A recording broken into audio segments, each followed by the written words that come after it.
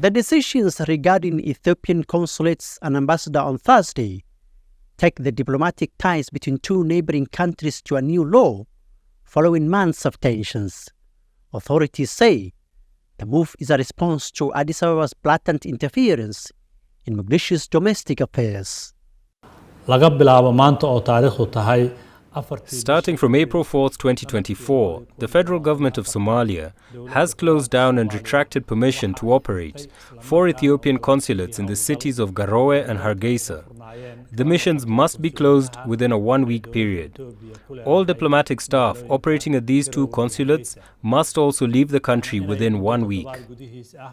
Relations between Somalia and Ethiopia soared when the Ethiopian government of Prime Minister Abiy Ahmed announced signing of an agreement to build a port and naval base with Somalia's northern region of Somaliland, which declared independence from Somalia in early 1990s, a move that is still not recognized.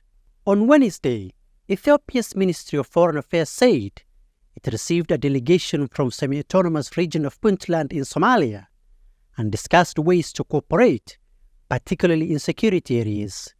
In what seems to be a response, the Somali Minister of Foreign Affairs ordered the Ethiopian ambassador to leave. The Ministry of Foreign Affairs is hereby directed to submit this official document to the Ethiopian government and inform its ambassador in Somalia to leave for his country for consultations. In February, while in Addis Ababa, the president of Somalia blamed Ethiopian government for trying to block his access to African Union headquarters during a summit there. Addis Ababa denied the claim. Efforts by the Intergovernmental Authority on Development member states of Djibouti and Kenya to bring the two leaders closer and resolve impasse are ongoing. Somalia maintains that Ethiopia must cancel the deal with Somaliland first. Hamid Kahir, CGTN, Mogadishu, Somalia. So that's the perspective from Somalia. What about the perspective from Addis Ababa? A little earlier we spoke to our correspondent in that city, Girum Chala. Here's the details on the reaction in Ethiopia.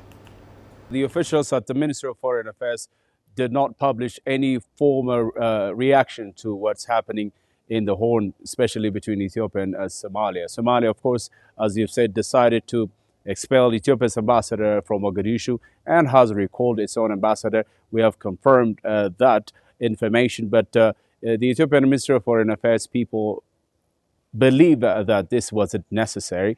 There was always room for conversation, and Somalia did not choose to take that chance of having a conversation, not only at the level of diplomats, but also at the level of the Prime Minister of Ethiopia and the President of that country.